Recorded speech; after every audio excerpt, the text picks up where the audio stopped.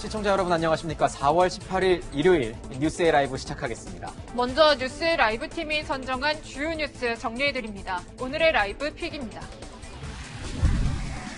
청와대와 정부 여당이 대규모 인적 쇄신을 통해 재보선 이후 새판 짜기에 나섰습니다. 야당도 지도부 교체를 준비하며 재정비에 들어갔는데요. 새로운 인물들에 담긴 메시지를 짚어봅니다. 정치권 쇄신 작업, 결국은 내년 대선을 겨냥한 속도전이죠. 대권 주자들의 이름이 실린 책도 앞다퉈 출간되며 여야 주자들도 몸풀기에 나섰는데요. 여의도보다 먼저 시작된 출판계의 대선 레이스를 짚어봅니다. 강원도에 한중 문화타운이 들어서는 것을 두고 반대 여론이 거세지고 있습니다. 중국산 김치에 대한 불신이 일파만파로 번지자 정부가 현지 실사에 나서기로 했지만 늑장 대응이라는 지적이 나옵니다.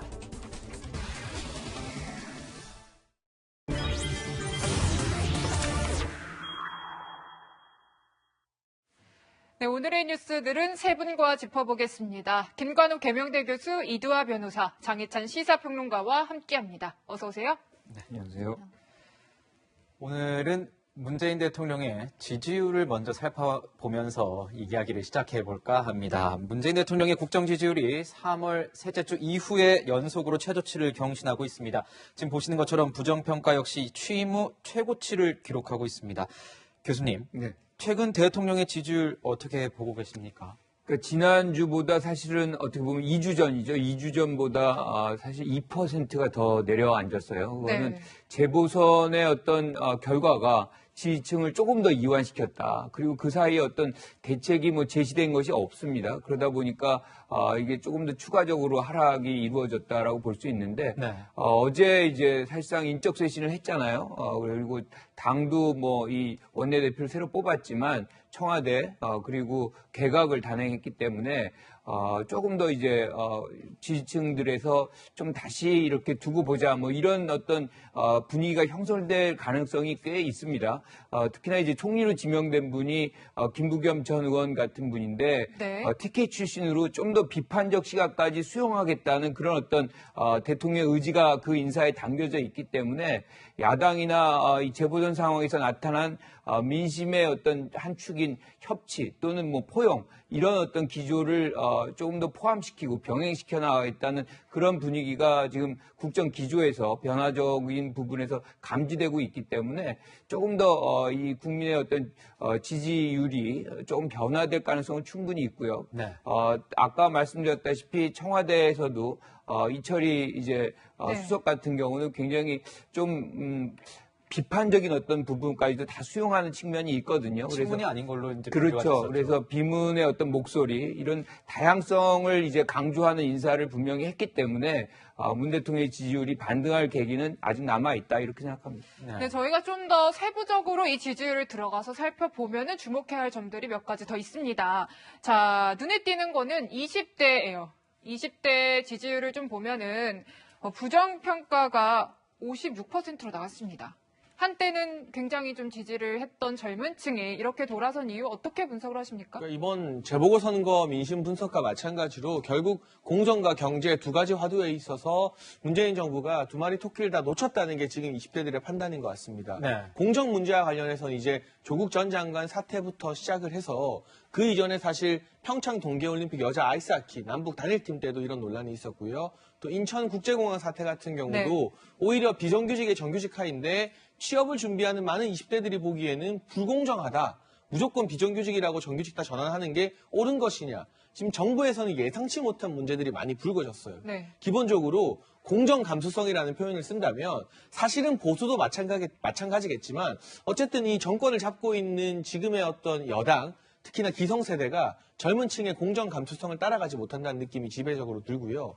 변곡점은 역시나 경제일 텐데 부동산 문제는 이야기 많이 하겠지만 최근에 중앙일보 보도를 보게 되면 문재인 정부 4년 동안 단기 일자리는 정부 주도하에 많이 늘었는데 풀타임 일자리라고 하죠. 네. 주 5일 40시간 이상 일하는 일자리는 195만 개가 줄어들었다는 통계도 있다고 합니다. 그럼 결과적으로는 젊은 사람들이 집 사기도 어려워지고 취업하기도 더더욱 어려워진 이 상황에서 정부를 향한 지지율이 높아지는 게 오히려 이상한 현상이 아닌가. 그동안은 사실은 이 문재인 정부 또 문재인 대통령의 여러 가지 호감적인 이미지에 기대어서 젊은 층인 기대를 좀 최대한 오래 해줬다면 그 기대감이 꺼진 순간 이게 돌아가는 속도, 민심이 등 돌리는 속도는 훨씬 더 빠를 수밖에 없다는 생각이 듭니다. 네. 그 다음으로 지켜봐야 될 것이 이 지역별 지지율을 좀 살펴보도록 하겠습니다. 자, TK 지역, 그러니까 대구 경북 지역에서 대통령 직무수행 평가 굉장히 낮은 거 77%, 부정 77%로 이제 조사가 되고 있는데, 이 청와대 참모진 개편, 뭐 방금 말씀하신 것처럼 5개 부처 개각 이런 걸 통해서 임기 말 레인덕을 어떻게 좀 타개해보자.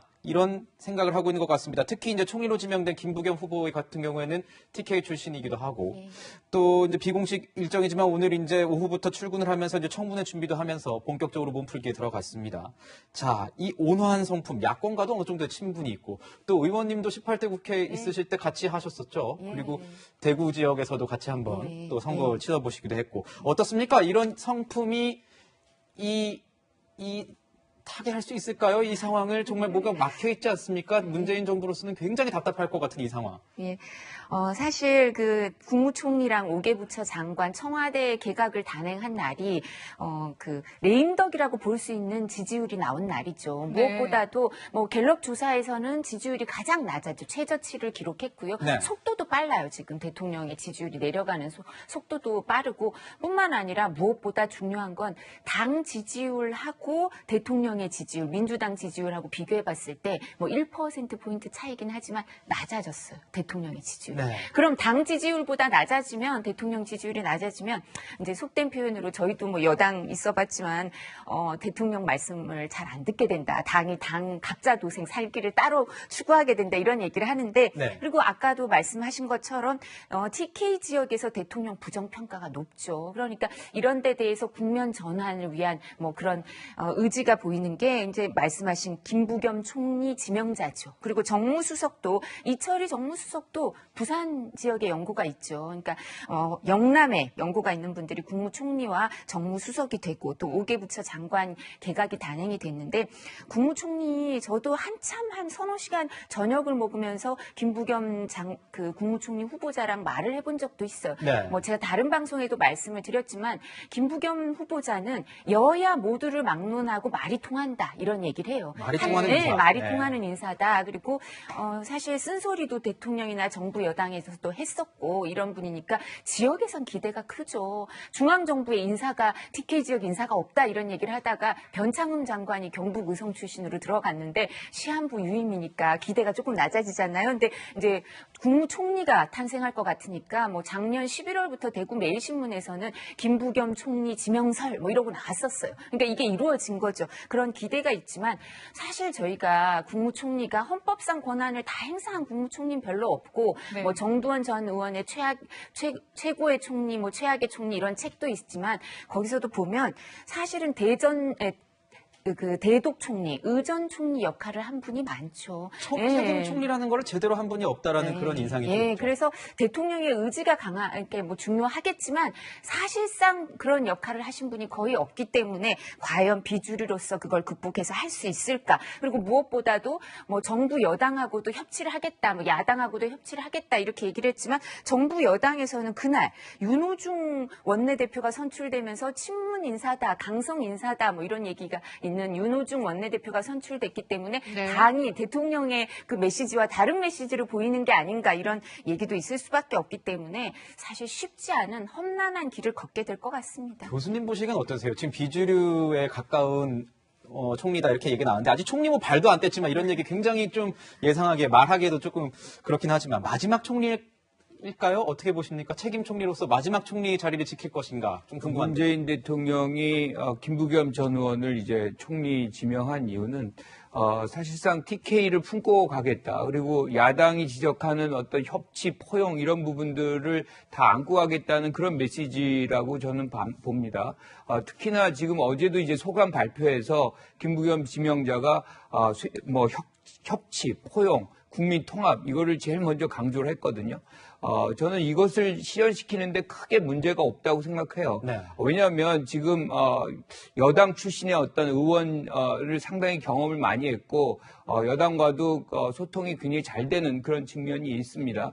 그리고 특히나 정치인 총리이기 때문에 강력한 리더십을 이제 발현할 수 있고 어제 장관들로 임명된 분들은 대부분이 관료 출신이에요. 그러니까 집행력을 관료 출신의 장관들이 담보를 하고 그것을 정치인 출신의 총리가 주도하는 총리로서 주도를 하는. 그렇죠. 총리인 이 정치인 총리가 주도하는 그런 장면으로서 리더십을 마지막까지 끌고 가겠다. 그래서 마지막 남은 1년을 성공적인 마무리를 하겠다는 그런 메시지가 그 안에 담겨 있다 이렇게 봅니다. 네, 협치와 포용의 메시지를 담은 인적 쇄신을 최근에 했지만요. 일각에서는 이런 얘기들도 나와요, 평론가님. 그러니까 이번에 선거로 확인된 이 민심을 좀 돌아서게 하려면은 어떤 국정 방향에 정말 변화가 있어야 되지 않겠냐. 특히 부동산에 대해서요. 네, 그래서 제가 여러 방송에서 이 인적 쇄신, 눈 가리고 아웅이라는 박한 평가를 했는데요. 네. 사실은 이 집권 말기에 정무수석의 힘은 대단히 약할 수밖에 없습니다. 저는 이철희 정무수석이 방송에서 쓴소리했지만 청와대 들어가서 쓴소리 한다 한들 그게 과연 민주당에게 먹히겠느냐. 상당히 회의적인 시각으로 바라보고 있고요. 김부겸 총리 카드 같은 경우도 조금 더 일찍 썼어야 될 카드인데 너무 늦게 꺼내는 바람에 이 진정성이 좀 퇴색되는 것 같아요. 만시지탄이다. 네, 사실 뭐 이철희 이제 수석 PK 출신이고 김부겸 전 총리 이제 총리 후보죠. 전 장관 TK 출신입니다. 이건 사실 다음 대선을 바라보고 영남 쪽 민심을 잡겠다는 대선 관리용 인적 쇄신이 아닌가 하는 비판도 많이 나오고 있고요. 정착으로 봤을 때 그런 분석도 가능하죠. 네, 사실 무엇보다 중요한 건 지금 앵커가 질문한 것처럼 정책 기조의 변화가 있을 것이냐인데 이호승 신임 정책실장 같은 경우는 국정정책이나 부동산 정책에 있어서 일관성을 유지하는 게 중요하다고 벌써 못을 박았습니다. 네. 김상조 실장의 후임으로 들어가면서. 네. 그리고 홍남기 경제부총리 같은 경우도 보궐선거가 끝난 다음에 이 압도적인 참패 스코어가 나온 다음에도 부동산 정책 이제 잘 되고 있는데 흔들리면 안 된다면서 오세훈 시장을 견제하는 발언을 했어요. 그런데 많은 국민들이 그 발언을 듣고 고개를 갸웃거렸습니다. 아니 부동산 뭐 한 3억, 5억, 10억 올려놓고 이제 조금 덜 오른다고 그게 과연 잘 되고 있는 것인가. 부총리의 현실 인식이 이 정도이니 국민들의 고통에 공감을 못하는 것이 아닌가 하는 비판의 목소리가 많이 나왔는데 사실은 저는 국무총리나 정무수석보다는 기재부 장관과 국토부 장관을 어떤 인사로 임명할 것인가 그 부분을 더 중점적으로 봤는데 국토부 장관 인사의 결과는 결국 그동안 하던 대로 알아서 안정적으로 잘할 관료형 인사다 이런 평가가 지배적인 것이고 네. 기재부 장관 이제 홍남기 부총리 교체가 예상된다고는 하지만 파격적인 인선 그래도 문재인 정부와 청와대가 국민이 때리는 회초리의 맛을 알아들었구나. 회초리가 무슨 뜻을 의미하는지 알아들었구나 하는 이미 메시지를 국민들에게 주지 못하면 아무리 총리나 정무수석이 비문이 됐다고 해도 지금 실망해버린 민심을 되돌리기에는 좀 부족하지 않을까 싶습니다. 네. 그런가 하면 이제 뭐 청와대와 달리 민주당에서도 이 원내대표에 이어 당대표 선거가 또 한창입니다. 네, 여기서 개파 공방이 재현되고 있다는데요. 최수연 기자의 리포트 보시고 분석 이어가겠습니다. 개파색이 비교적 옅은 송영길 더불어민주당 의원이 당대표 경쟁자인 두 의원을 겨냥하며 차별화에 나섰습니다. 저는 어떤 계보에 속하지 않고 계보 찬스를 쓰지 않는 평등한 출발선에서 쓴 민주당원이다. 홍영표 의원님은 동의 모임의 지지를 받는 것으로 알려져 있고 오원식 의원님은 민평련이라는 부엉이 모임은 친문 핵심 의원들이 만들었다 논란 끝에 지난 2018년 해체됐고 민평련은 고 김근태 전 의원과 가까운 운동권 출신 의원들이 속한 모임입니다. 우원식 의원은 송영길 후보는 전당대회를 분열로 이끌지 말라며 즉각 반발했습니다. 여러 차례 도전했지만 왜 더 성장 못하고 있는지를 돌아보라며 불쾌함을 숨기지 않았습니다. 친문 홍영표 의원은 민주당의 개파는 없다며 선을 그었습니다. 친문, 비문 이런 것은 이미 오래전에 사라졌다 이렇게 생각합니다. 그러면서도 홍보물 등의 문재인 대통령을 내세우며 은연중에 친문 후보임을 강조하고 있습니다. 당대표 선거의 40%를 차지하는 친문 성향 권리당원들의 표심을 잡기 위한 경쟁도 치열해졌습니다. 문재인 정부를 지키려면 정권 재창출. 검찰개혁도 그런 거 아닙니까? 국민들 70% 이상이 동의했는데. 정완도 용인시의회 의원도 출사표를 던지면서 민주당은 예비 경선을 실시해 한 명을 탈락시키고 당대표 후보 3명을 최종 결정합니다. 채널A 뉴스 최수연입니다. 네, 이제 앞서 리포트에서 당대표 후보들의 최근 모습들 좀 쭉 보셨는데 오늘 관련 일정이 있습니다. 지금 예비 경선을 실시한다고 해요, 교수님. 네. 여기서 이제 3명으로 후보를 추리고 나머지를 컷오프를 한다라는 건데 어떻게 좀 예상을 하세요? 그러니까 출마한 분이 4명인데 거기서 3명이니까 이제 한 분 떨어뜨리는 겁니다. 그렇죠. 제 생각에는 뭐 송영길, 우원식, 홍영표 예. 후보가 3명 안에 이제 포함될 가능성이 매우 높다 이렇게 보는데 그 중에서도 이제 사실 이렇게 색깔이 굉장히 좀 달라요. 지금 홍영표 의원 같은 경우는 사실상 친문으로 규정을 받고 있고 우원식 후보 같은 경우는 이제 민평 그러니까 전 김근태 의원의 네. 어떤 계보에 속하는 운동권 의 후보 축이다 이렇게 볼고 송영길 후보도 뭐 당연히 운동을 했지만 지금의 계파에서는 속하는 측면이 좀 약하다 뭐 이렇게 얘기를 할 수가 있어요. 그런데 우리가 이 상황에서 뭐가 바로미터가 되냐면 지금 바로 어제 있었던 원내대표 경선을 한번 좀 보면은 확인이 됩니다. 네. 뭐 윤호중 후보가 당선이 됐죠. 하지만 그 변화가 좀 있었어요. 104표. 박완주 후보 비문 또는 비주례라고 할 수 있는 박완주 후보가 65표입니다. 그러니까 전번에 김태년 후보가 당선될 때 비주류 정성호 후보가 9표 받았어요. 네. 네. 굉장히 사실은 비주류에 대한 지지가 늘어났다는 겁니다. 네. 이게 이제 원내에서의 어떤 역학관계의 변화인데 그것이 당으로 가면 더 확대될 공산이 있다. 네. 우리가 대의원이 45%, 권리당원이 40%, 국민 10%, 그리고 일반당원 5%예요. 여기서 이제 권리당원이 친문에 많이 이렇게 포함이 돼 있다면 사실은 이 대의원은 좀 다르거든요. 그래서 대의원을 누가 많이 모셔가느냐. 이 대의원의 지지를 누가 많이 받아가느냐가 결정적으로 이제 승패를 가른다 뭐 이렇게 생각이 좀 들기는 하지만 어쨌든 굉장히 백중세 어떤 경쟁이 이루어질 가능성이 있다 이렇게 봅니다. 네, 교수님도 이제 조심스럽게 말씀해 주셨지만 아직 결과가 나오지 않았기 때문이고요. 공정성을 위해서 한 분 더 나왔는데 원외 인사인 그 20대 전한도 용인시의회 의원도 같이 이렇게 토론회에 참여할 것이라는 점을 말씀드리겠습니다. 자, 이 상황에서 이제 뭐 당 대표는 뽑힐 거고요. 이 당 대표 나오기 전에 이 원내와 이 당을 이끌어갈 대표가 얼마 전에 뽑혔습니다. 자, 교수님께서 말씀해 주신 것처럼 윤호중 의원이 신임 원내대표에 올랐는데 그 취임 일성 한번 들어보고 가겠습니다. 개혁의 바퀴를 여기서 멈춰서는 안 됩니다. 속도 조절, 다음에 하자는 말 핑계일 뿐입니다. 지금 개혁하지 않으면 언제 하겠습니까? 검찰개혁, 언론개혁, 많은 국민들께서 염원하시는 개혁 입법을 흔들리지 않고 중단 없이 추진하겠습니다. 자, 변호사님 어떻게 보셨습니까? 이거 뭐 단결 원팀 강조하는 것 같습니다. 뭐 민생 뭐 중요할 수 있지만 개혁을 더 강조하는 이런 모습. 앞으로 어떻게 좀 예상하십니까? 행보에 대해서. 그리고 무엇보다도 이제 원내대표는 그 원내 상황에 대해서 어떤 생각을 갖고 있느냐가 중요한데요. 네. 이제 윤호중 원내대표는 기본적으로 법사위원장을 했었죠. 그 전에 사무총장도 2번 하고 청와대 이제 정책기획국장도 했었던 분인데요. 사실 사무총장 2번씩이나 하기 힘들어요. 특히 이제 21대 총선 때 사무총장을 했는데 그러면 뭐 지금 그 현역 의원들하고는 다 이렇게 현역 의원들이 신세를 적겠죠. 뭐 형식적으로든 실질적으로든 전화 사무총장하고 통화 한번 안 해보고 현역 의원 된 사람은 없을 겁니다. 네. 그랬을 텐데, 근데 법사위원장이 사실은 항상 야당에서 법사위원장을 하는데 여당 법사위원장은 거의 처음이었어요. 근데 이분이 여당 법사위원장을 할 때 아주 이례적이죠. 저는 거의 기억이 없는데 여당 법사위원장을 하면서 입법을 할 때 정말 입법 독주라는 표현이 이제 야당에서 나왔었고요. 그리고 네. 좀 강경 발언을 많이 하셨어요. 우리가 성품이 온화할 거다 이렇게 했는데 법사위원장을 하면서는 사회자로서 모습이 아니라 어떤 당적의 소속이다 이런 부분을 좀 명확히 보였기 때문에 원내대표로서도 그렇게 크게 야당에서는 기대하기가 어렵지 않나. 근데 야당이 원내대표가 돼서 자리가 사람을 만들어서 협치를 하면 좋죠. 그걸 되게 바랄 텐데 이제 우려를 할 수밖에 없고요. 그리고 무엇보다도 원내 상황에 대해서 상임위원장 재협상 없다. 이렇게 얘기를 하고 있고요. 법사위원장도 뭐 야당에 줄 생각은 전혀 없는 것 같고 그러면 법사위원장에 뭐 정청래 의원설 이렇게 나오니까 야당에서는 이제 촉각을 곤두세우고 있고요.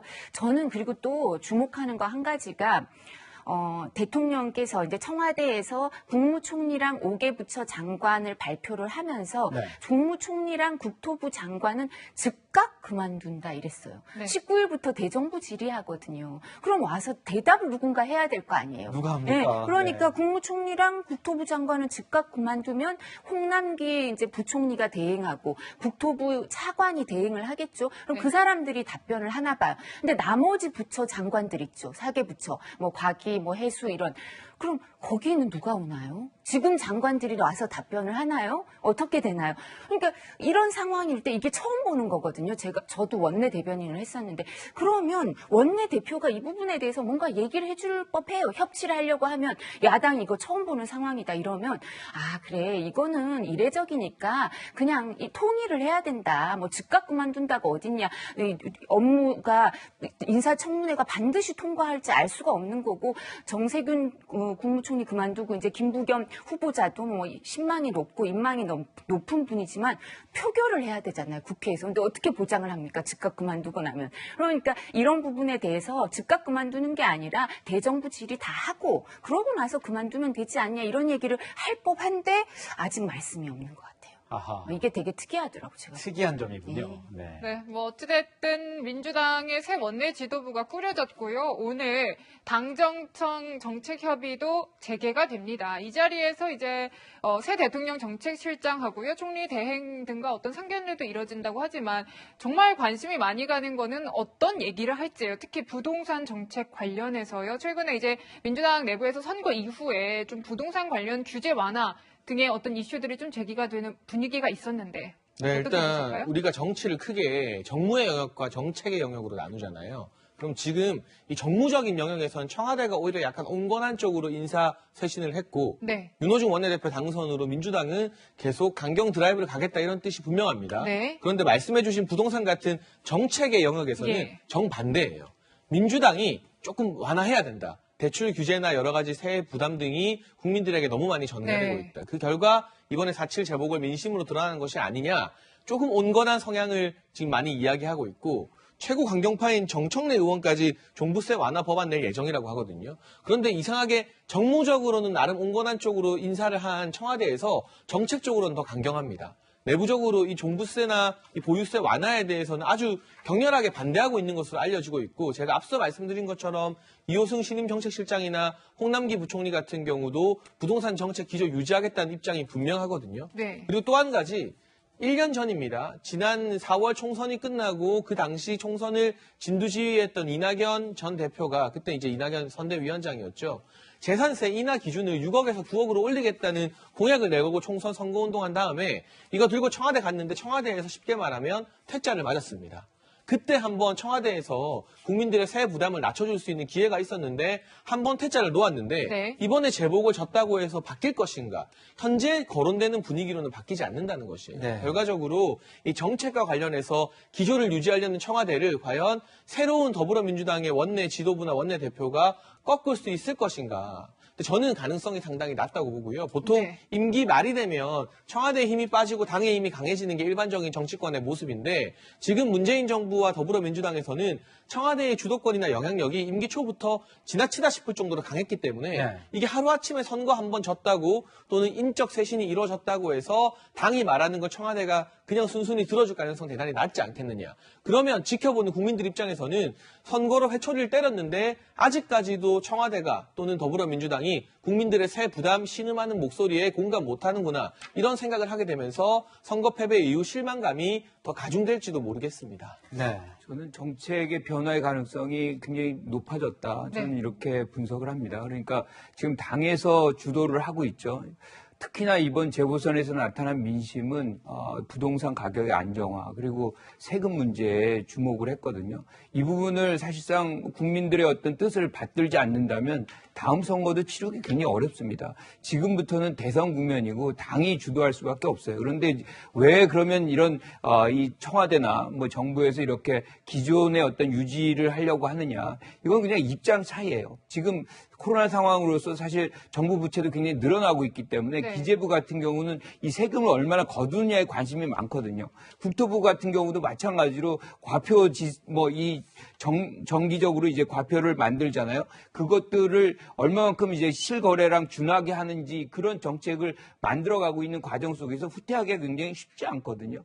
하지만 이 부분들은 사실은 이 정책, 이 정부가 하나 어떤 기존의 관행대로 이 정부의 어떤 시책을 해 나가는 것이고 그것을 실질적으로 주도하는 것은 당이고 정부입니다. 그리고 이게 바로 책임 정치고 하기 때문에 저는 당이 이 부분에 관해서는 직접적으로 개입을 해서 실질적으로 뭐 1가구 1주택이라든가 실수요자라든가 뭐 이런 분들의 어떤 대출 규제 뭐 이런 것들은 철저하게 좀 대폭 완화를 해주는 그런 정책들을 하지 않으면 국민들의 불만은 더 가중될 수밖에 없어요. 네. 특히나 이제 다주택자와 1주택자의 어떤 차별화는 분명히 해야 되는 부분이다. 이렇게 말씀드리고 싶습니다. 네, 뭐 여당, 뭐 청와대 다 이렇게 뭐 협의를 할지 어떻게 할지 이제 뭐 고민이 있는 상황인데 또 야당도 안 볼 수가 없습니다. 재보선 민심을 뒷받침해가지고 이 정부 정책에 대해서 지적하고 목소리를 내고 있습니다. 오늘 보면 야당 소속 5개 단체장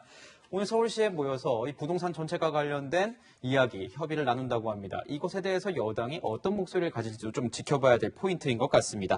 자, 그래서 야당도 이 지도부 교체를 하면서 경쟁이 본격화하고 있는 것 아니겠습니까? 굉장히 중요하지 않습니까? 카운터파트. 카운터파트들은 벌써 정해지고 있는데 야당은 또 어떻게 반론을 펼치면서 같이 협치를 행할 것인가. 오늘 보면 김태흠 의원이 11시에 원내대표의 출마 의사를 공식적으로 발표를 했고 김기현 의원이 오후 2시에 한다고 하는군요. 그 외에도 뭐 권성동 의원, 유이동 의원, 이 경쟁 구도가 본격화되는 것 같은데 의원님 어떠십니까? 보시기에 어떤 사람이 좀 가능성이 있어 보인다. 좀 어려울까요? 왜냐하면 일단 개인적인 친분이 있고 또 말씀을 다 들었어요. 원내대표 나간다고 말씀을 드렸기 때문에 참 평가를 하기가 객관적이지 못할 텐데 제가 이제 김기현 의원하고 권성동 의원은 진작부터 말씀을 하셨어요. 네. 그리고 사선이고 그리고 보통 이제 우리가 여야 모두 원내대표는 그냥 현역 국회의원들만 투표를 해요. 그리고 이제 보통 어떻게 보냐면 그냥 암암리에 이제 묵인이 되는 게 있어요. 선수가 높은 의원들이 이제 주로 되는 경우가 많고 아주 뭐 특단의 사정이 있는 경우 아니면 당의 뭐 이제 그 쇄신의 모습이라든가 아니면 뭐 그런 개혁적인 인물이 있을 땐 조금 다른데 지금은 네. 이제 사실은 이제 4선이 2분이고 3선이 2분이니까 이제 4선 의원들이 이제 보통 통상적인 기준으로 봤을 때는 가능성이 조금 더 높죠. 이제 저희가 예단하진 않겠습니다. 예단하진 네. 않을 텐데 네. 그리고 또 원내대표는 1년마다 바뀌거든요. 네, 그렇습니다. 1년마다 네. 바뀌니까 뭐 지금은 누가 하고 다음엔 누가 하고 이런 게 있는데 이번에 원내대표가 관심을 끄는 거는 이제 당대표 선거도 얼마 안 남았고 그다음에 그렇죠. 또 대선 후보도 올해 네. 뽑게 되거든요. 네. 그래서 네. 보통은 대선 후보가 뽑히면 원내대표, 당대표에 눈이 안 가지만 그래도 약간 러닝메이트까지는 아니지만 지도부를 구성해서 선거를 치르기 때문에 이제 그게 좀 조율이 돼요. 지역 안배도 돼야 된다고 생각하고 네. 이런 부분에 있어서 조율이 된다고 현역 의원들만 투표를 하니까 전략적 선택을 하는데 원래 제일 어려운 게 네. 원내대표 경선 아니겠습니까? 왜냐하면 원내대표 경선을 해보면 항상 그 표를 다 합하면 후보들 표를 다 합하면 몇백 표가 나와요. 시계산을 엄청 하잖아요. 네, 네. 그리고 다 찍어주겠다 이렇게 말을 할 수밖에 없는 상황이어서 하기가 어려운데 뭐 김기현 의원하고 권성동 의원, 뭐 김태흠 의원, 유이동 의원 당내 상황을 다 이제 그 원내 상황을 다 잘 아는 뭐 다선 의원들이기 때문에 누가 하든 이제 비슷하겠지만 제가 아까 말씀드린 이제 차별화, 전략적 선택을 할 수밖에 없어요. 지역 안배 네. 그리고 대선 당대표 이런 후보 이런 걸 다 고려해서 원내대표부터 그 전략적 선택의 결과가 될 것 같습니다. 네, 국민의힘에서 이제 원내대표, 원내 지도부가 나오고 나서는 이제 또 전당대회가 곧바로 예정이 되어 있습니다. 이 전당대회에서는 당 대표, 당 지도부가 또 선출이 될 텐데 이 당 대표는요, 평론가님. 앞으로 차기 대선 주자 경선 또 앞으로의 야권 통합 등을 풀어나갈 숙제가 많은 아주 중요한 자리가 될 것 같아요. 그래서 이 전당대회가 굉장히 중요한 포인트가 되지 않겠습니까? 물론 상당히 중요한 의미를 가졌다는 건 부정할 수 없습니다만 대선 체제의 당대표는 또 생각보다 그렇게 중요하지 않기도 해요. 제가 지난주에 여쭤봤는지 모르겠지만 박근혜 전 대통령 당선될 때 당대표 누군지 물어보면요. 국회에 계셨던 분들도 잘 몰라요. 시청자분들도 헷갈리실 텐데 황우여 전 대표였거든요. 네. 그리고 기억하는 분 정치부 기자 중에도 많이 없더라고요. 네. 그래서 사실상 대선 체제의 당대표는 선거관리위원장 정도의 역할을 한다고 봐야 됩니다. 물론 대선에서 승리하게 되면 3개월 뒤에 열리는 지방선거 공천에 관여할 수 있기 때문에 많이들 뭐 탐을 낸다고 해야 될까요? 야욕을 이제 의지를 드러내고 있습니다만 지금 뭐 일각에서는 국민의힘 당대표 후보가 14명 정도 된다고 하는데 그 14명의 리스트를 제가 기사로 다 봤거든요. 근데 사람이 없어도 너무 없다는 생각이 일단은 우선적으로 들고요. 가장 유력한 후보가 역시 TK 출신의 주호영 원내대표 아니겠습니까? 원내대표 물러났는데 저는 뭐 주호영 원내대표와 개인적으로 이제 취재 때문에 만난 적도 있고 합니다만 지금 이 재보궐 민심에서 드러난 여러 가지 여론을 보게 되면 국민의힘도 잘해서 이긴 게 아니라는 평가가 지배적이잖아요. 그리고 많은 언론사 칼럼에서 국민의힘이 이제는 탈영남화해야 된다. 그리고 20대 이번에 받은 압도적인 지지를 국민의힘이 완전히 안을 수 있는 새로운 리더십이 나와야 된다는 이야기가 나오는데 과연 주호영 원내대표 훌륭한 분입니다만 TK 중심부 대구 출신의 국회의원으로서 지금 같은 시대 정신에 부합한 당대표 후보인가에 대해서는 당내에서도 고민이 좀 필요한 것 같고요. 그렇다고 네. 저는 뭐 또 초선 의원들이 다 능사라고 생각하지는 않습니다만 한 번 정도는 이 당대표가 사실은 뭐 총선을 진두지휘하는 당대표도 아니고 대선이 들어가게 되면 대선 주자와 그 대선 캠프 주도로 결국에는 이 대선 레이스가 움직이기 때문에 새로운 시도, 좀 젊은 사람들이나 정치 경력이 짧은 사람들에게 당권을 맡겨보는 시도를 하는 것도 바람직하지 않은가 하는 생각이 듭니다. 네, 제1야당의 미래를 위한 우리 정치평론가, 장해찬 평론가의 어떤 고언이라고 생각해 주시면 좋을 것 같습니다. 네, 지금까지 청와대 개각과 여당 원내 지도부 선출 이후 돌아가는 정치권 움직임 분석해봤습니다. 네, 저희는 대선 주자와 책이라는 주제를 좀 다뤄보도록 하겠습니다.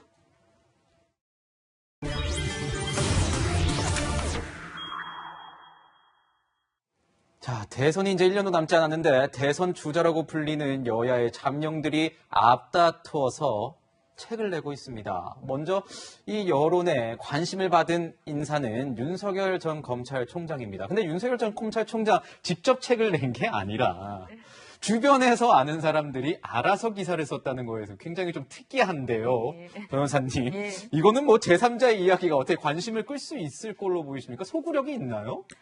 그래도 워낙 이제 윤석열 전 총장에 대한 관심이 높고 뭐 대권 그 지지율에서 아주 수위에 있기 때문에 일정 부분 관심을 끌 수 있지 않을까 싶어요. 근데 제가 확인한 바로는 이제 그 모 기자분이 쓴 거 있죠. 고교 동창회 네. 기자분이 쓴 거는 윤석열 전 총장 측에서 이제 약간 해명을 하기는 이게 뭐 3시간도 아니었고 1시간 반 정도 만났고 그리고 뿐만 아니라 책에 대해서 나오는 거에 대해서 뭐 본인이 고맙다 이렇게 얘기를 한 적도 없고 이렇게 좀 해명을 하고 있더라고요. 그러니까 아마 이분이 고교 동창이 이제 고등학교 동창이고 그러고 나서 한 몇십 년 만에 윤석열 총장하고 점심을 먹는 기회가 있었던 것 같아요. 3명이 약속을 해서 점심을 먹는데 그중에 한 명은 윤석열 전 총장하고 자주 만나는 사람이었고 이분은 몇십 년 만에 만나는 사람인데 그 한 분이 갑자기 못 온 거예요. 그래서 이 2명이 1시간 반 밥을 먹고 나서 이 책을 썼으니까 이제 본인이 생각하는 윤석열 전 총장의 모습인 거죠. 고등학교 때 모습, 그때 얘기를 하면서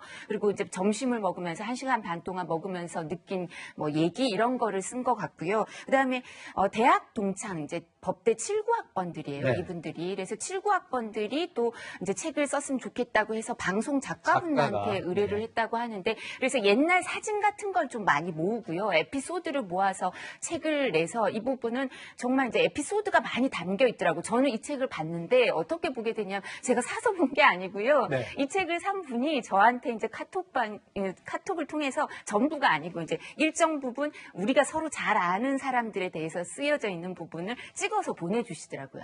아주 조금. 네. 그래서 그걸 보고 이제 저 아는 변호사님하고 윤석열 전 총장이 이런 사이였구나 뭐 이러면서 그 자녀들하고 관계 이런 거를 써준 책을 이제 보여줬는데 그러니까 아주 에피소드 중심이에요. 에피소드 개인사 중심. 중심. 예, 그런 거고요. 그래서 근데 이 부분도 윤석열 전 총장한테 그 사진이나 자료를 보내달라고 했을 때 이 방송 작가분이 쓴 책 동기들이 의뢰해서 근데 이 자료를 안 보내줬대요. 사진 같은 거. 네. 안 보내줘서 이 동기들끼리 단톡방이 있어서 거기에서 이제 자료를 뭐 자기들끼리 찾아내서 이제 책을 썼다고 하니까요. 윤석열 총장이 직접 쓰거나 아니면 직접 관여한 책은 아직 없는 것 같습니다. 네, 지금 뭐 관련한 책들도 여러 건 나오고 정말 윤석열 전 총장에 대한 관심이 높아지는 것 같은데 저희가 대권 주자 지지도를 좀 준비를 해봤습니다. 한번 같이 보시면 좋을 것 같아요. 자, 한국갤럽에서 한 조사인데요. 윤석열 전 총장이 25%, 이재명 지사가 24%, 이낙연 전 대표가 5%, 안철수 대표 4% 이렇게 쭉 나와요. 지지도도 이만큼 나오고 관련 책들도 이제 출간이 되고 있고요, 교수님. 네. 정말 이제 분위기가 달아오르고 이런 것 같은데 저희가 정말 궁금한 점은 이 윤석열 전 총장이 언제 또 어떤 방식으로 정치권에 등판할지예요. 어떻게 전망하세요? 그 재보선이 이제 결과가 나왔기 때문에 상당 부분 대선의 국면에 이제 드리워졌던 불확실성이 상당 부분 제거가 됐습니다. 그래서 지금 책임을 진 이낙연 전 대표의 사실상 지지율이 상당히 이제 분산이 되는 그런 효과가 나타나요. 그렇다 보니까 지금 우리가 보고 있는 것처럼 아주 이 양강 구도가 이제 뚜렷하게 나타나는 그런 장면이 벌어졌고, 그렇다고 보니까 윤석열 전 총장의 어떤 야권 후보로서의 어떤 부각이 뚜렷해졌죠. 그러니까 시기만 남았다 뭐 이렇게 볼 수 있는데, 지금 앵커 질문하신 대로 네. 언제냐 이거죠. 예. 저는 7월 달이 임기가 마지막이었잖아요. 예. 그거를 4개월 앞두고 먼저 나왔다는 거는 그 전에 어떤 형태로든 정치적인 선언을 하겠다는 의지가 그 안에 담겨져 있다고 봅니다. 지금 재보선도 끝났기 때문에 아무리 늦어도 저는 5월 안에는 본인의 네. 입장을 얘기할 것 같아요. 그리고 최근에 본인이 뭐라고 얘기했냐면 뭔가 입장이 정리가 돼야지 내가 정치인을 만나지 네. 그냥 뭐 밥만 먹고 헤어질 그렇죠. 수 없는 거 아니냐 뭐 그런 얘기를 했다는 거예요. 그렇다는 얘기는 아직까지 누구와 언제 어떻게 해서 정치를 시작할지를 결정을 못했다는 것을 의미합니다. 네. 그러니까 이 시작이 사실은 절반이라고 본다 그러면 굉장히 사실 예민해질 수밖에 없기 때문에 아마 여러 가지 준비를 해야 되는 그런 과정이 필요하다. 그래서 아무리 늦어도 5월 말까지는 저는 뭔가 움직임을 보일 것이다 이렇게 봅니다. 네, 저희는 뭐 출판계나 어떤 특정 광고 이런 게 아니라는 점을 다시 한번 좀 짚고 넘어가겠습니다. 오늘 책 얘기를 많이 나눠야 돼서요. 자, 이재명 지사 얘기를 좀 해보도록 하겠습니다. 뭐 당내 경선에 출마하면서 책을 낸 게 있는데 지난 대선 때요. 뭐 이 대선에서 보면은 이 대선 때 나온 책을 보면 굉장히 이재명스럽다라는 이런 얘기가 많습니다. 이재명 지사의 어떤 그런 뭐 인지도라기보다는 뭐 정책을 하는 그런 어떤 그런 개혁적인 모습이 많이 담겼다고 하는데요, 평론가님 어떻게 좀 보십니까? 근데 사실 주요 대선 주자가 되면 본인이 내는 책 말고도 주위에서 네. 책이 쏟아지는 건 네. 보편적인 현상이고요. 과거에 반기문 전 유엔 사무총장이 귀국했을 때 그 비슷한 시기에 집중적으로 나왔던 반기문 전 총장과 관련된 책이 50여 종이 넘는다는 언론 보도도 제가 네. 봤거든요.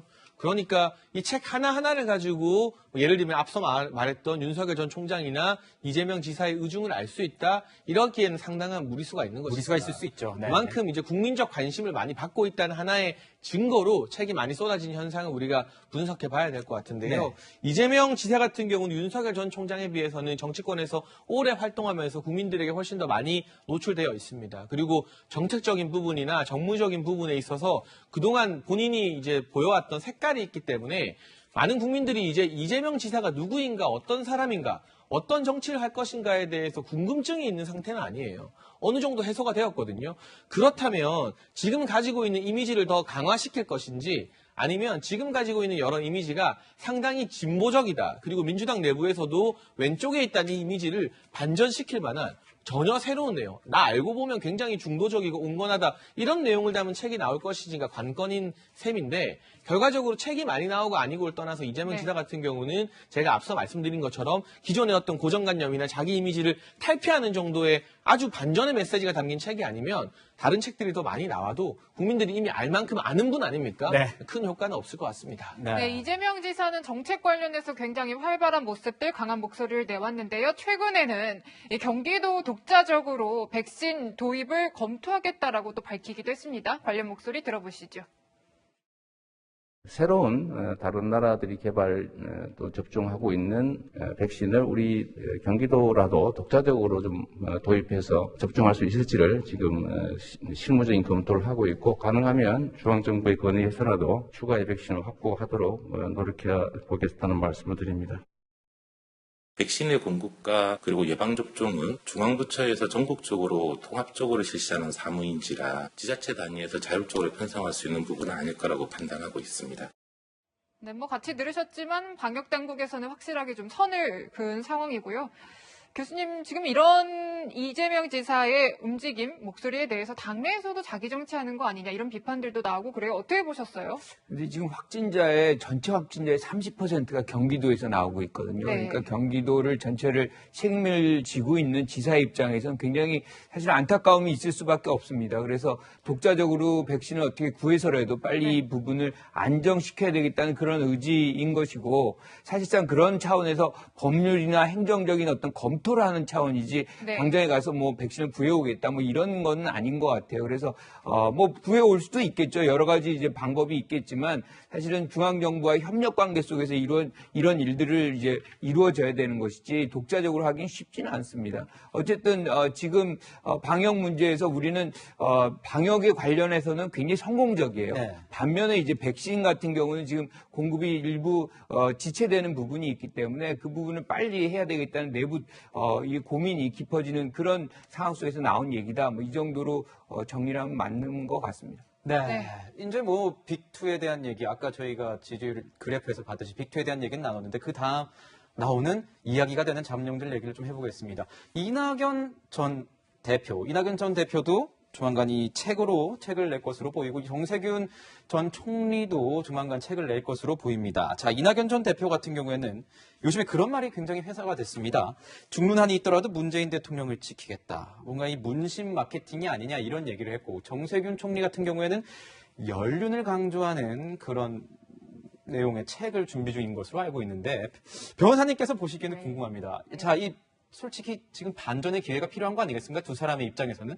뭔가 민주당의 당심, 그리고 연륜, 뭐 이런 걸로 인해서 반전의 포인트 가져올 수 있을까요?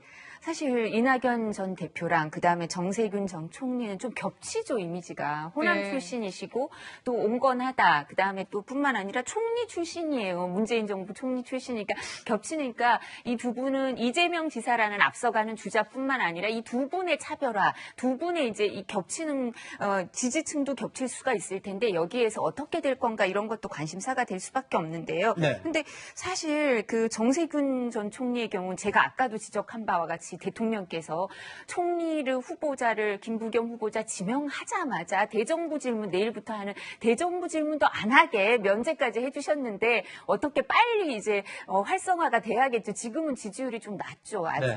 그래서 이런 부분에 대해서 반동의 기회 하나로 이제 반등의 기회 하나로 이렇게 책을 써야겠다 이런 생각을 하실 수 있을 것 같고요. 그다음에 이낙연 전 대표의 경우에는 그 죽는 한이 있더라도 문재인 대통령을 지키겠다. 사실 이 표현이 어울리는 분은 아니에요. 이렇게 뭐 죽는 한이 있더라도 이렇게 강한 표현을 잘 안 하시는 분이었는데, 근데 이재명 지사와 선두주자와 좀 차별화를 하는 게 아닌가. 왜냐하면 이재명 지사는 저희가 좀 전에도 교수님이 얘기하셨지만 정부에서는 방역과 관련해서 방역 담당자가 8월에 위탁 판매가 많이 된다. 위탁 생산을 우리가 많이 하게 되니까 다국적 제약회사에서, 그러니까 백신 공급이 차질이 없을 거다 계속 얘기를 하고 있는 날 네. 도지사가 도의회에서는 우리가 이 백신 도입 접종 이런 걸 중앙정부와 별도로 검토를 한번 해보겠다 이런 얘기를 하니까 대통령과 차별화를 하는 것처럼 보이잖아요. 중앙정부와 차별화를 하는 것처럼 보이니까 이 이재명 지사와 이낙연 전 대표는 또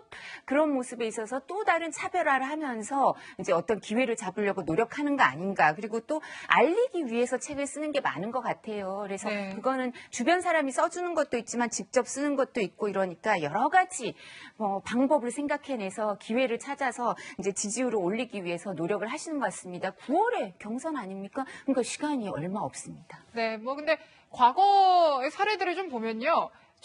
전직 총리가 대선 주자로 출마했을 때 성적표가 그렇게 썩 좋지는 않았던 것 같아요, 교수님. 뭐 이회창 전 총리나 고건 전 총리의 사례 등을 보면 그렇지 않습니까? 사실상 대통령이 된 분이 한 분도 없습니다. 네.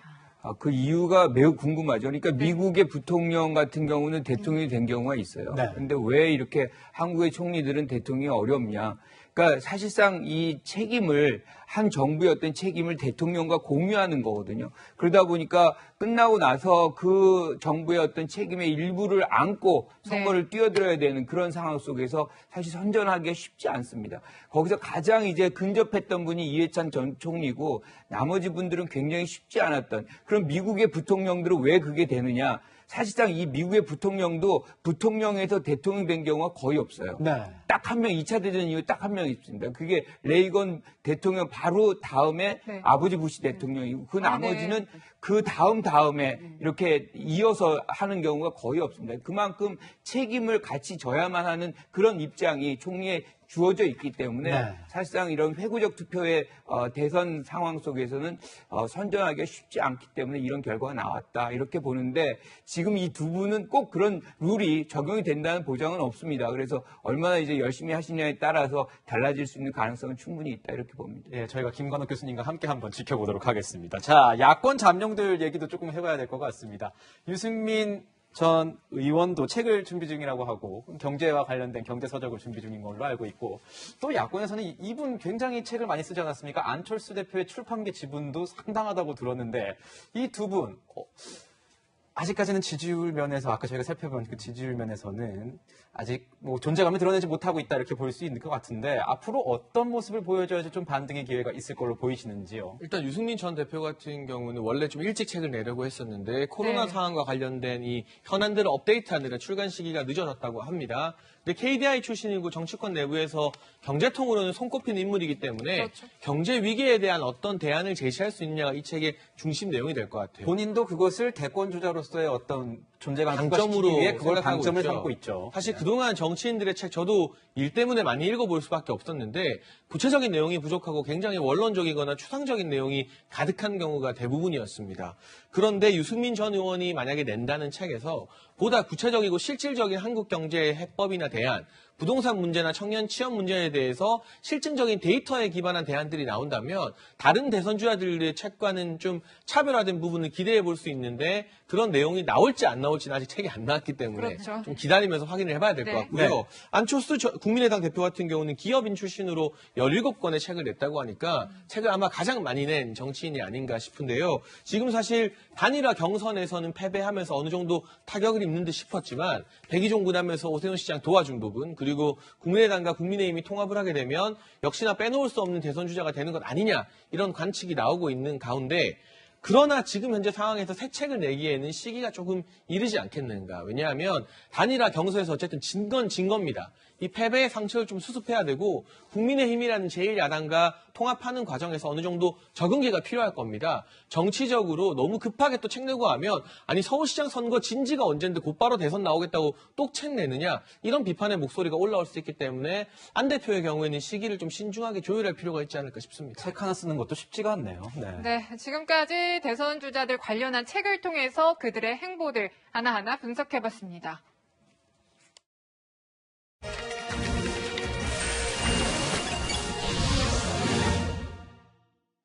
우리나라에는 그 어떤 고개보다 넘기 힘든 고개가 있습니다. 바로 맹령입니다. 보리가 익을 때까지 먹고 살 게 없어 힘든 시기를 일컫는 보리고개를 말하는 건데 오죽하면 보리를 수확하기 전에 부는 봄바람에서 굶주리는 냄새가 날 정도였을까요?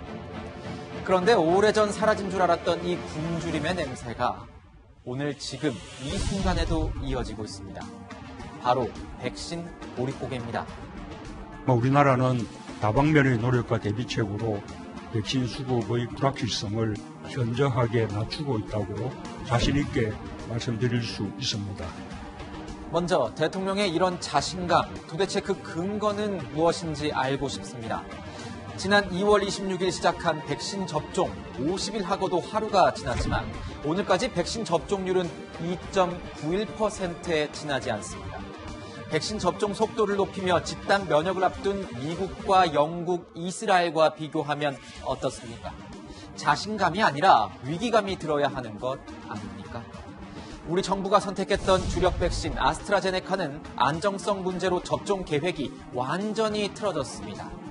노바백스는 아직 사용 승인도 못 받은 개발 중인 백신이고 모더나는 현재까지 언제 얼마가 들어올지 아무도 모릅니다. 현실은 백신 보릿고개인데 국민만 모르는 플랜 B가 있는 겁니까? 대통령은 도대체 어떤 보고를 받고 있는지 궁금합니다. 시작부터 잘못된 건 아닐까요?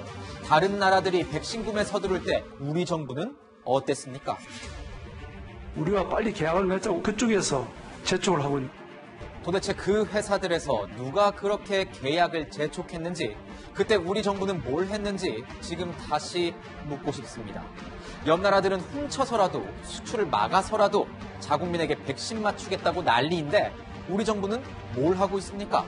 근거 없는 자신감과 오판이 백신 부족 사태를 불러온 건 아닙니까? 이런 상황에서 새로 신설된 청와대 방역기획관을 향한 기대 아닌 우려의 목소리는 괜한 트집이 아닙니다.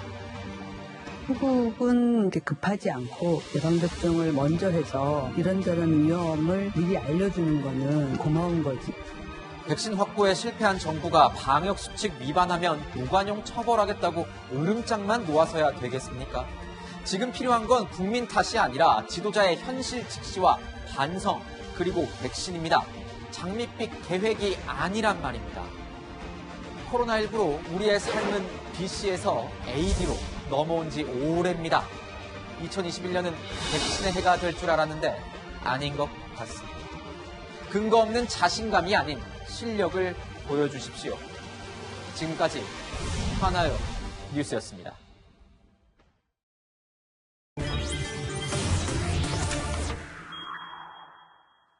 예, 이번 한 주를 뜨겁게 달군 사회 이슈를 다뤄보도록 하겠습니다.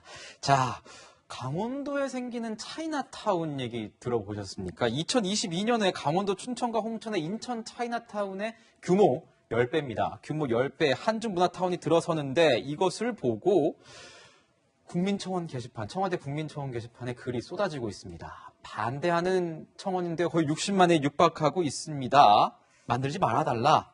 이런 내용인데요. 평론가님, 이 논란은 어떻게 보고 계십니까? 논란 좀 설명도 해주시고 어떻게 보시는지 좀 말씀 좀 부탁드릴게요. 이게 사실 최문순 강원도 지사가 추진해서 강원도 춘천과 홍천 일대에 무려 36만 평으로 차이나타운이 조성된다는 겁니다. 네. 사실 해외에 가보면 차이나타운이 많은데 이건 인위적으로 조성된 게 아니라 그냥 그 나라에 사는 중국 분들이 자발적으로 모여 살면서 모여서 만들어지는 서서히 거죠? 발전하는 형태입니다. 그런데 강원도 차이나타운 같은 경우는 민간 자금을 유치한다고 하지만 도 차원에서 행정 지원을 해주는 것이고요. 최문순 지사의 여러 인터뷰 발언을 보게 되면 굉장히 첨단 문화단지가 될 것이다라고 하고 있기 때문에 굳이 우리가 지금 나서서 중국을 홍보해주는 첨단 문화타운을 강원도에 36만 평, 들어가는 예산이 1조 6천억 정도, 거의 2조 가깝다고 하더라고요. 네. 이 2조 가까운 차이나타운을 건설할 이유가 있느냐, 국민들의 불만이 높은 건데 최근에 보면 중국에서 우리나라의 김치를 파오차이라고 부르면서 네. 마치 자기네들 음식인 것처럼 홍보를 한다던가, 또는 BTS나 이영애 씨 같은 사람들을 이 중국인 출신으로 홍보를 한다던가 하는 여러 민간 영역 또 정부 영역에서의 이 역사 논란 등이 상당히 또 심화되고 있습니다. 그러한 시기이기 때문에 강원도의 이 같은 행정 절차가 더 많은 논란을 불러일으키는 것 같고요. 결정적으로 이 최문순 지사가 2019년도에 중국 인민일보와 인터뷰를 하면서 네. 강원도 차이나타운은 내 마음속에 1대1로라는 표현을 썼습니다. 1대1로다. 1대1로가 지난 2003년도였나 13년도에 시진핑 주석이 말한 그 중국의 어떤 세계화 전략이거든요. 그렇죠. 근데 우리나라 도지사가 왜 중국의 세계화 전략을 마음속으로 깔면서 그걸 차이나타운으로 펼친다는 것이냐. 국민들의 반감이 높을 수밖에 없는 게 당연한 부분 아니겠습니까? 따라서 이 부분은 반중 정서라거나 인종차별적인 관점이 아니라 이 시점에 대한민국의 저 차이나타운을 건설함으로써 우리가 역사 전쟁에서 중국에게 뭔가 또 빌미를 내주는 것이 아니냐, 국민들이 걱정을 하는 게 대단히 상식적인 반응이라고 생각을 합니다. 그런 우려의 목소리다 이런 말씀이시군요. 네, 강원도 차이나타운이 계속해서 논란이 되자 최문순 강원도지사는 이렇게 설명을 했습니다. 같이 들어보시죠. 지금 단계에서는 한옥을 중심으로 지어져 있고요. 네. 근데 관광객들이 우리나라에 오는 관광객들의 가장 많은 분들이 중국 관광객들입니다. 1위죠. 단연 1위죠. 이제 그분들을 모셔서 우리 전통 문화를 자랑하고 문화교류를 하자, 이런 취지가 되겠습니다. 극단적으로 몇 분이 있으실지 몰라도 우리 도에서는 그런 반대가 전혀 없고. 네, 지금 설명한 내용을 쭉 들어보면 전체적으로는 한옥 단지고 그 가운데 일부러 중국 거리가 좀 형성이 된다, 조성이 된다, 이런 얘기인 건데요. 사실 이 사업에 들어가는 핵심 참여자가 밝힌 내용과는 조금 뉘앙스가 다른 것 같아요, 변호사님. 예, 이게 저희 핵심 사업 참여 참여자가 인민망인데요. 이 네. 인민망이라는 회사가 중국 공산당 기관지인 인민일보의 온라인 자회사래요. 네. 100% 민간 기업이라고 얘기를 한 해명도 좀 안 맞는 것 같아요. 그러니까 사실 지역 경제 활성화라든가 아니면 뭐 중국 관광객 유치라든가 지역에서는 사실 이런 부분이 지방자치단체장의 큰 과제일 수는 있는데요. 해명을 할 때도 이런 부분이 명확하지 않고 이 인민망에서 이렇게 쭉 알려주는 거는 뭐 이게 중국을 알리기 위한 거다 이렇게 돼 있어요. 네. 그러니까 뭐 한옥이 들어가고 뭐 문화를 체험해보고 이런 해명을 뭐 강원도에선 하고 있지만 이 돈을 내는 회사에선 다른 얘기를 하고 있고요.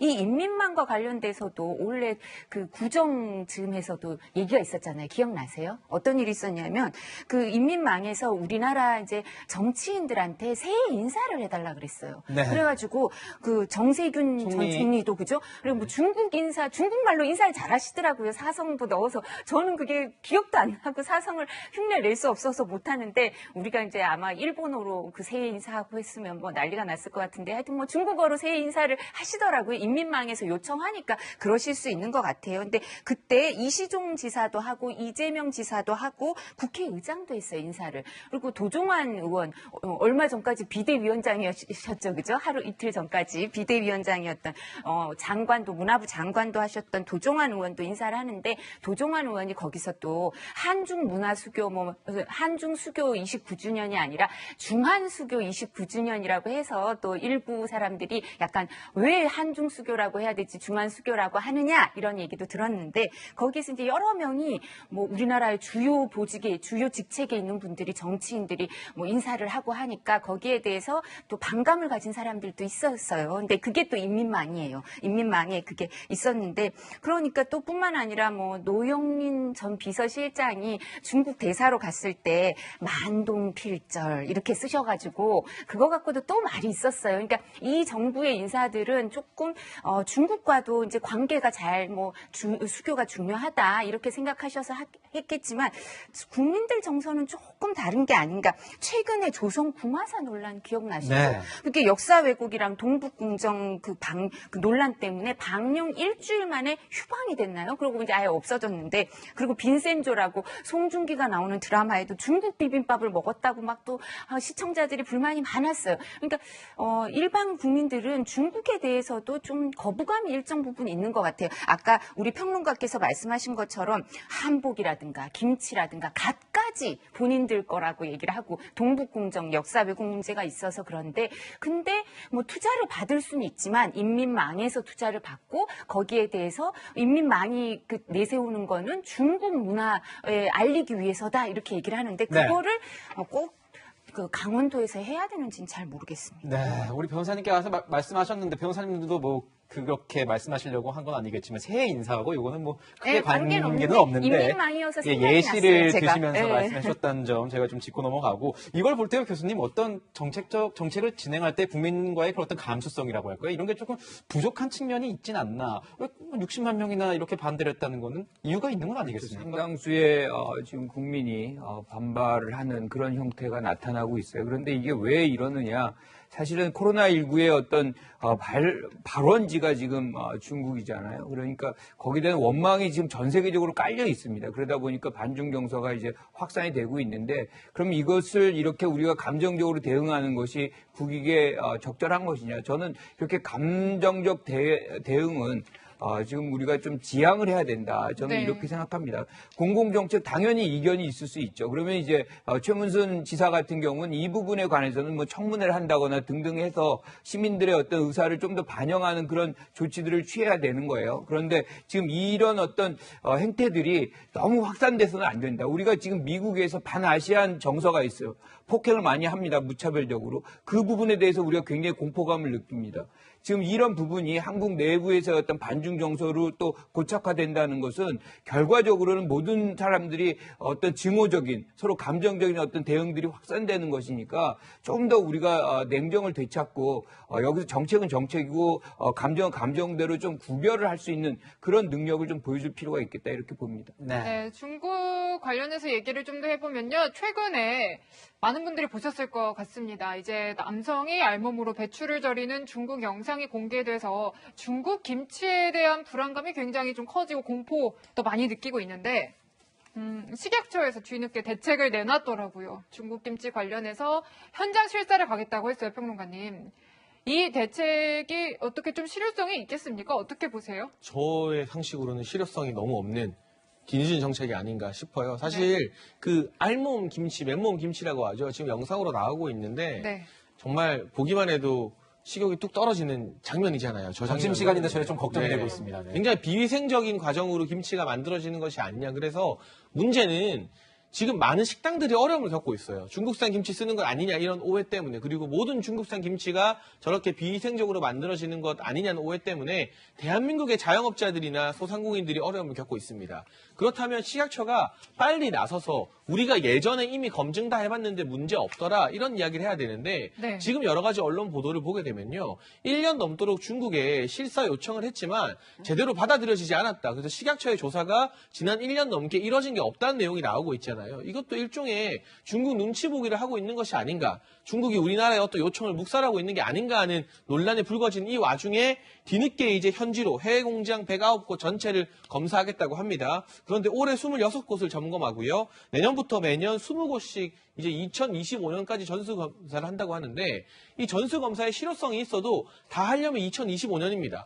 그럼 그때까지 우리 국민들은 중국산 김치에 대해서 수입 제품에 대해서 불신을 계속 가지고 있어야 되는 건지 일단 속도가 너무 늦다는 말씀을 드리지 않을 네. 수가 없고, 그리고 문제가 다 불거진 다음에 1년 동안 중국 측에서 우리의 식약처의 요청을 묵살하다가 뒤늦게 간다고 하니까 오라고 하는데 이미 문제가 다 해결된 어떻게 보면 소잃고 외양간 고치기가 아니겠느냐, 그런 비판도 나올 수밖에 없는 상황 같습니다. 네, 뭐 이렇게 그 정부 공무원이 중국은 대국이고 우리는 소국이다 이런 얘기를 해가지고 좀 무리가 있었던 점도 있기 때문에 국민들이 이 상황 굉장히 유심히 지켜보고 있다는 점 정부에서도 좀 알고 있었으면 좋겠습니다. 그 다음에 또 논란이 된 게 도로교통공단 광고예요. 중국 공안 복장을 한 아이가 등장을 했습니다. 변호사님, 짧게 좀 부탁을 드릴게요. 이거 어떻게 좀 보셨어요? 그림도 나갈 겁니다, 저희가. 예, 이제 종합정보지 신호등이라는 게 있는데 여기 어린이 보호구역에서 지켜야 할 거, 요즘 이제 어린이 보호구역에 대해서 이제 주목이 많으니까요. 근데 저렇게 어린이가 경찰 제복을 입고 있는 사진을 실어야 되는데, 그죠? 근데 공안 복장을 입고 있는 거예요. 그런데 이제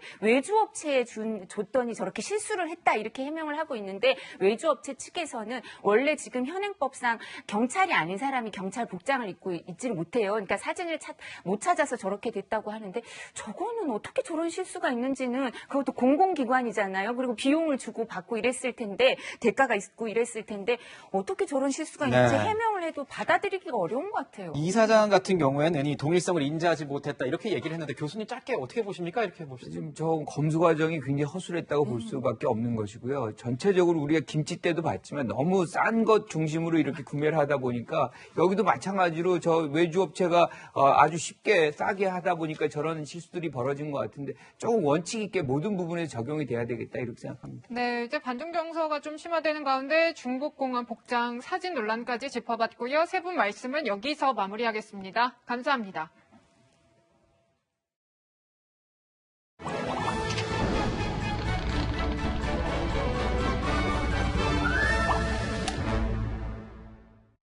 영화와 함께하는 시간 신의 한 수, 이현용 기자 나왔습니다. 자, 오늘은 어떤 영화로 가져왔죠? 네, 오늘은 과학기술로 탄생한 새로운 인간을 그린 SF 영화입니다. 지난 15일 개봉한 서복, 그리고 2018년 영화 업그레이드입니다. 네, 서복부터 보면은 이것도 공유 박보검 씨 주연으로 참 기대가 됐는데 이 코로나로 계속 미뤄지다가 이번에 개봉했나 봐요. 네, 이 국내에선 처음으로 극장과 온라인 동영상 서비스에서 동시에 공개된 작품인데요. 네. 제작비 160억 원에 공유, 박보검 등 스타 배우들과 건축학개론을 연출한 이용주 감독이 메가판을 잡아서 기대를 모았죠. 인류 최초의 복제인간이라는 신선한 소재를 다뤘습니다. 잠시 한 장면 보시죠. 2500년 전 진시황의 명령을 받고 불로초를 찾아 떠난 서복이라는 신하가 있었습니다. 죽음을 극복하려는 인류 의지의 상징이죠. 그 이름을 따서 서복이라고 지었습니다.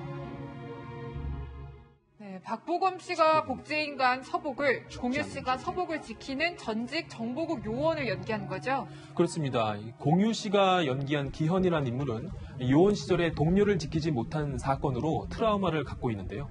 여기에 불치병까지 걸려서 죽음을 앞둔 마지막 임무를 맡게 됐습니다. 바로 서복을 안전하게 이동시켜야 하는 건데요. 죽지 않는 복제인간 서복이 생명 연장을 위해서 필요한 상황인데 영화의 주제를 감독의 말로 들어보시죠. 두려움을 받아들일 수 있는 용기? 저는 그게 일종의 구원이 아닐까 생각을 했고, 그게 이제 영화 서복의 두 인물의 테마라고 생각을 했습니다. 네, 복제인간의 정보국 요원 또 초능력까지 등장한다고 하니까 아주 화려한 영상미가 기대되는데요. 그렇습니다. 이 실험실 안 자연에 가까운 서복의 집이나 신비로운 자연 경관 등 색다른 이미지를 감상하실 수 있고요. 서복이 기현과 함께 도망치다 시장에 들러서 옷을 갈아입는 장면에선 예상치 못한 웃음을 주기도 합니다. 하지만 두 인물이 삶과 죽음, 존재의 물음과 이를 해결하는 과정에서 새로운 메시지를 찾기는 어렵고요. 슈퍼 히어로에 버금가는 초능력이 오히려 대항할 적이 없게 만드는 데서 이 긴장감을 떨어뜨리기도 합니다. 조연들의 연기도 전형적인 캐릭터 묘사에 그쳤다는 평입니다. 자, 이번엔 다음 영화 업그레이드 소개해 주시죠. 네, 자율자동차가 상용화된 미래의 이야기입니다. 괴한의 습격으로 하루아침에 아내를 잃고 전신마비가 돼버린 주인공이 갑자기 뛰어난 무술 실력을 보여주는데요. 한 장면 보실까요? I need your permission to operate independently. Permission granted! Thank you. 역시 미래 과학기술 덕분인 것 같네요. 그렇습니다. 이 자동차 수리공인 그레이는 여전히 손으로 물건을 만들기를 고집하는 인물이지만요. 아내의 복수를 위해서 최첨단 칩을 이식받았습니다. 네, 특히 영화를 보면은 주연 배우 움직임이 정말 독특해요. 네, 주연 배우 로건 마샬도 컴퓨터에 조종받는 움직임을 잘 살려냈습니다. 첨단 과학 문명에 대한 성찰과 경고는 역시 새로운 것이 아니지만 반전이 계속되는 이 전개는 여운을 남깁니다. 네, 첨단 과학의 비전은 미래 인간의 모습을 그린 두 영화 소개해드렸습니다. 이현영 기자 잘 들었습니다.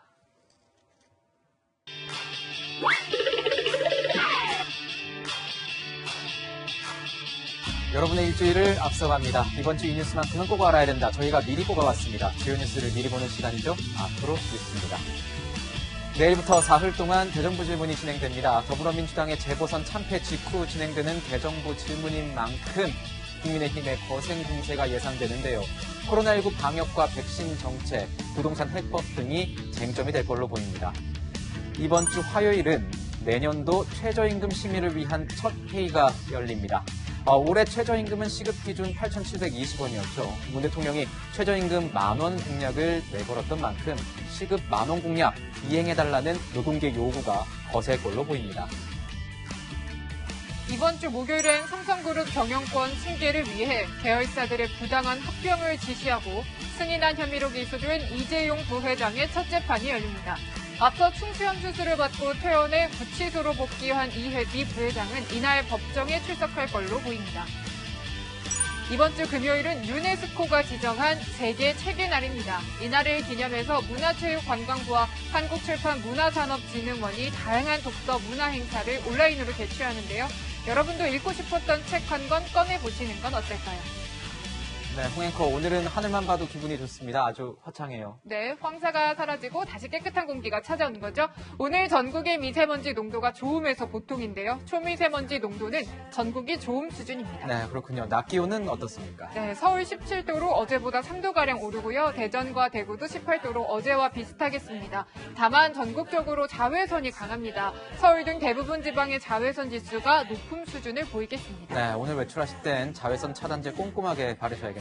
그리고 이번 주 꽤나 더워진다고요? 네, 당장 내일부터 서울 낮 기온이 20도 안팎까지 오릅니다. 수요일과 목요일엔 한낮에 25도까지 오르는데요. 그래도 아침, 저녁으론 기온이 낮겠습니다. 일교차는 10도 이상 크게 벌어지겠네요. 네, 저희가 준비한 소식은 여기까지입니다. 일요일엔 뉴스A 라이브입니다. 시청해주셔서 감사합니다.